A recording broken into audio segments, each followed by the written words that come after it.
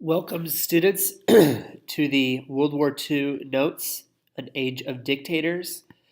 You'll be taking other World War II notes, so be sure to title this The Age of Dictators. As a reminder, you are taking Cornell notes. After the notes, you will put the big ideas on the left-hand side margin, and you will also create a one-sentence summary. Let's begin. The causes of dictators. Well, the cause of the dictators during the 1930s was weak governments. And the weak governments was essentially due to an economic worldwide depression. As you remember, America was going through the Great Depression. Well, America wasn't the only country going through depression. Germany actually was going through a much worse depression than America. As you can see right here, the money was pretty much worthless in Germany because inflation was so high.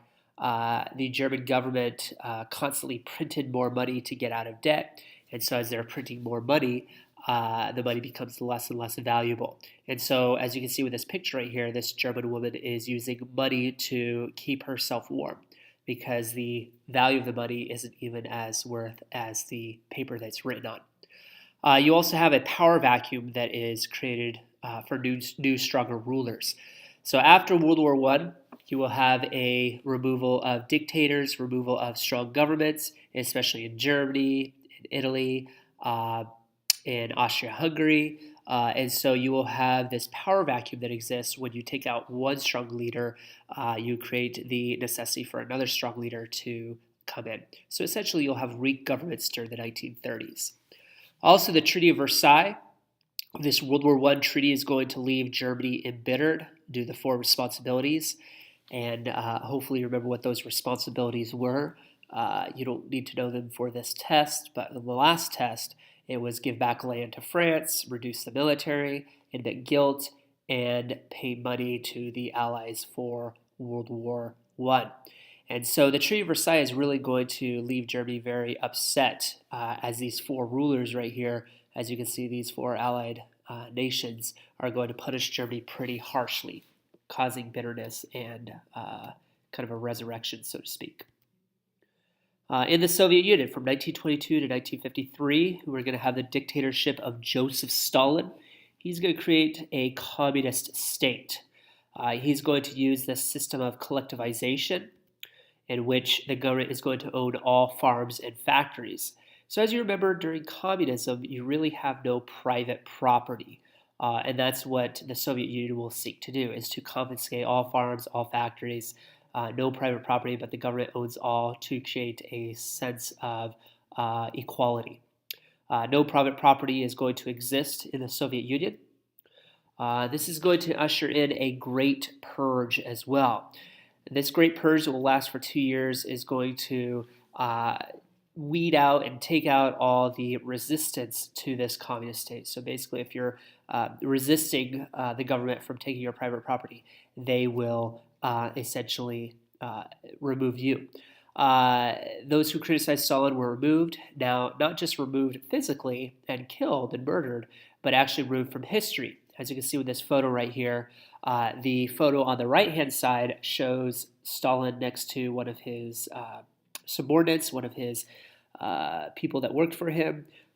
This man, no doubt, resisted Stalin and thought that Stalin was wrong in his collectivization, in his communist regime, and so he removes him on the left-hand photo, the same photo, but photoshopped, if you will, removes him from history.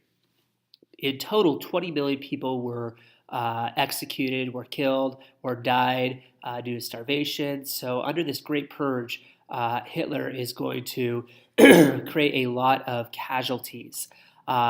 This is actually going to be double that of Hitler, but less of that in China. Mao Zedong in the communist China is going to have a higher death toll, twice as many of this.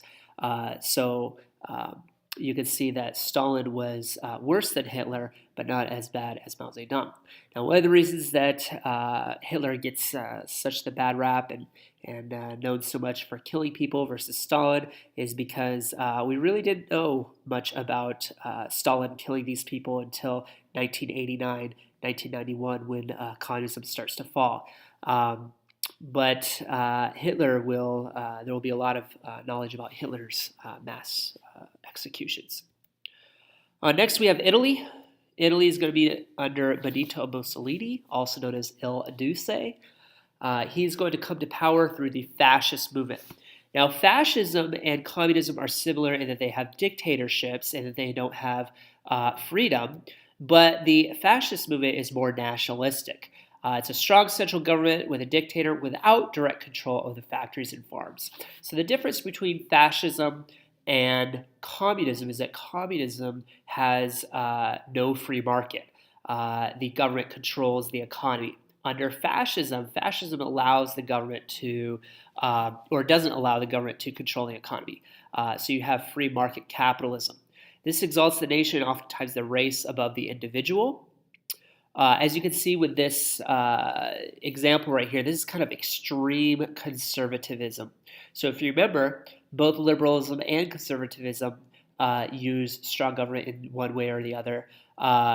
The liberal wing there is more communism, socialism. We have no private property. The government controls the economy. Under conservatism, extreme conservatism, you have private property, but the government is still strong, and there's this extreme nationalism. The use of propaganda was essential to his rule, so he will use a lot of fear, a lot of propaganda, false advertisement, debating of other people to get his way. And his rule really inspires that of Hitler in Germany. So the historians say if there was no Benito Mussolini, there would be no Adolf Hitler, because Adolf Hitler is really emboldened by Benito Mussolini here. Then we have in Germany. Adolf Hitler is going to create his own form of fascism known as the Nazi Party. He appealed to the people's strong nationalism after World War I's defeat. So after World War I, the Germans are going to be defeated, feeling quite depressed. And so Adolf Hitler is going to revive their nationalism, revive their sense of pride in their people. And so he does a lot of encouraging the people in Germany. So as you see right here, Adolf Hitler and Benito Mussolini are both fascist dictators, while Stalin is a communist dictator. Once he was appointed chancellor, which means president, he's going to seize total power. Now, the way that he does this is that he has a student army. This student army is going to bully the people into voting for him. They are going to be this Hitler Youth. These brown shirts, as they were called, are going to go around the streets and really bully people into voting for him. If you don't vote for him, then they destroy your business, destroy things inside of there. Next, we have Hitler believed in Germany's empire must expand in order to thrive. This is known as Lebensraum, which means living space. He's going to create what is called the Third Reich. The First Reich being the Holy Roman Empire, the Second Reich being World War II, and then the Third Reich being his Nazi empire. So he's going to revive this empire. He's going to really want Germany to expand in order to expand his ideologies and such, which would end up creating World War II. He used scientists and concentration camps to create this Aryan race, a master race, again, needing the territory to expand this master race.